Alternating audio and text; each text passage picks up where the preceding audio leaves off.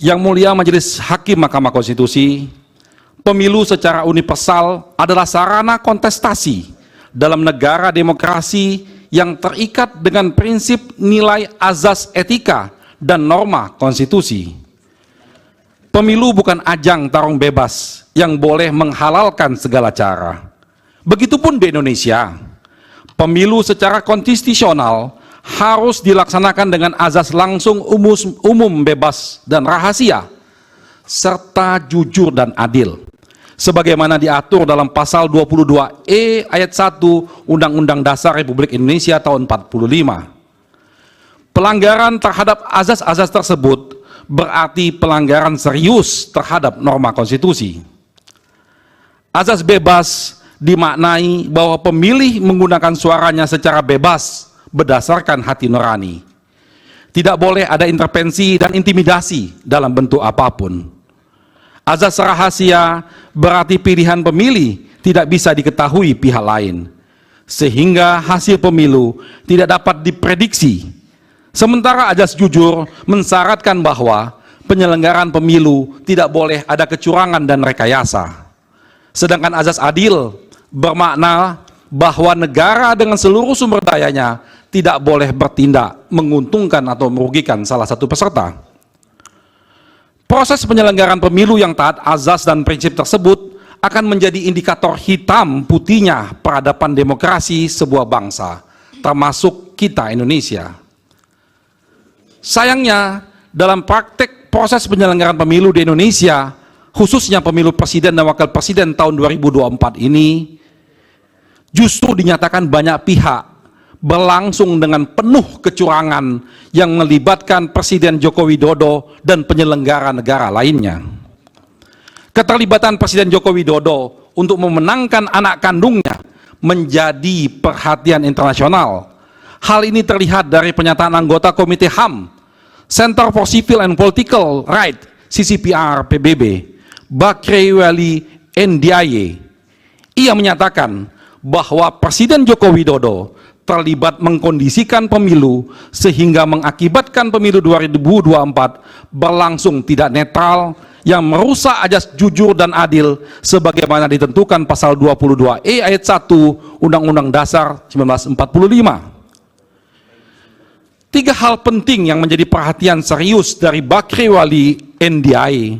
Yang pertama, adanya putusan Mahkamah Konstitusi, selanjutnya kami sebut Mahkamah, mengenai perubahan syarat usia calon presiden dan calon wakil presiden yang diubah di menit terakhir.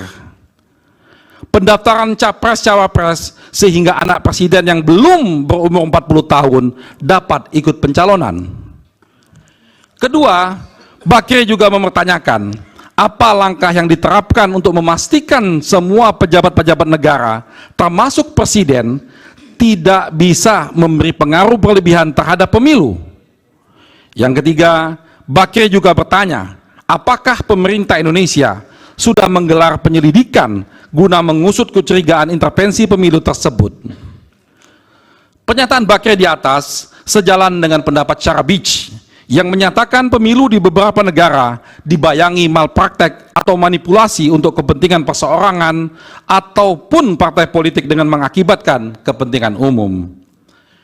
Bentuk-bentuk malpraktek dalam pemilu menurut Syarabich dapat dikelompokkan dalam tiga jenis, yaitu manipulasi terhadap peraturan perundang-undangan pemilu, manipulasi pilihan pemilih yang bertujuan untuk mengarahkan atau mengubah pilihan pemilih dengan cara-cara yang manipulatif, dan ketiga, manipulasi terhadap proses pemungutan dan penghitungan suara hingga pemilu berakhir. Ketiga jenis malpraktek tersebut secara sempurna justru terjadi dalam penyelenggaraan Pilpres 2024. Malpraktek Pilpres 2024 berawal dari ambisi Presiden Joko Widodo untuk melanggengkan kekuasaannya. Ada tiga tahapan yang dijalankan oleh Presiden Joko Widodo untuk memuluskan kepentingannya. Tahap pertama melalui wacana jabatan presiden selama 3 periode dengan berbagai instrumen. Lalu tahap pertama gagal karena ditentang oleh banyak pihak. Selanjutnya Joko Widodo melancarkan tahap kedua berupa wacana perpanjangan masa jabatan. Tahapan kedua ini pun gagal, yang selanjutnya melancarkan tahapan dengan menunjuk calon pengganti sebagai tahap ketiga. Tahap ini sudah dan sedang dijalankan. Malpraktek Pilpres 2024 untuk melancarkan tahap ketiga terjadi sejak awal tahapan penyelenggaraan pemilu. Dimulai dari ketidaknetralnya Presiden Joko Widodo saat menunjuk Ketua Panitia Seleksi Komisioner dan Badan Pengawas Pemilu Republik Indonesia atau Bawaslu, seorang anggota staf kantor staf Presiden dan loyalis Presiden Joko Widodo. Akibatnya, proses yang tidak netral sedari awal itu telah menyebabkan pelanggaran azas dan prinsip penyelenggaraan pemilu sebagaimana disebut dalam konstitusi dan undang-undang pemilu, yaitu antara lain jujur, adil, mandiri, akuntabel, efektif, dan efisien. Penempatan figur yang memiliki konflik kepentingan tersebut sedari awal menyebabkan integritas penyelenggara pemilu telah dinodai dan menyebabkan integritas lembaga penyelenggara pemilu KPU, Bawaslu, dan DKPP didelegitimasi dan dirusak sehingga berada di titik memalukan. Konflik kepentingan tersebut dilarang sebagaimana ketentuan pasal 5 angka 4 dan angka 6 Undang-Undang Nomor 28 tahun 1999 tentang penyelenggaraan negara yang bersih dan bebas dari KKN. Penempatan orang-orang presiden atau all president men dalam lembaga penyelenggaraan pemilu baik KPU, Bawaslu, dan DKPP selain memperlihatkan tindakan yang tidak jujur dan tidak adil juga memperlihatkan betapa tidak profesionalnya presiden dalam mengelola negara, dan semua hal itu juga bertentangan dengan azas dan prinsip penyelenggaraan pemilu.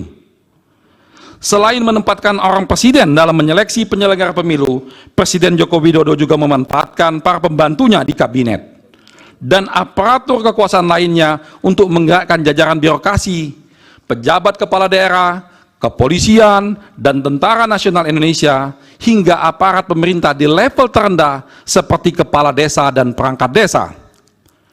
Mereka dikooptasi dan digerakkan untuk pemenangan paslon 02, yaitu Prabowo Subianto dan Gibran Rakabuming Raka yang merupakan anak dari Presiden Joko Widodo.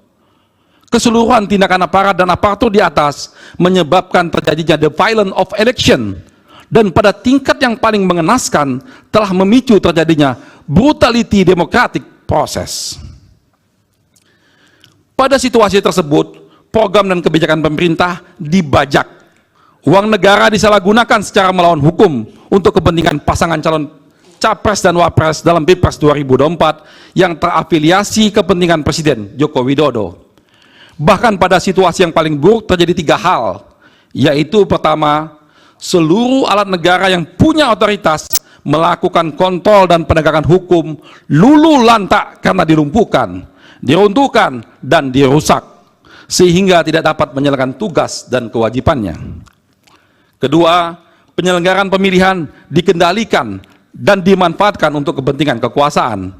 Serta ketiga, partai politik sebagai instrumen penting dalam melakukan kontrol terhadap jalannya kekuasaan presiden diperangkap, dijinakkan, diancam dengan kriminalisasi kasus hukum, sehingga menjadi tidak independen, tidak akuntabel, dan tidak efisien, sehingga tidak dapat secara optimal menjalankan kewenangannya. Download Tribun X sekarang, menghadirkan lokal menjadi Indonesia.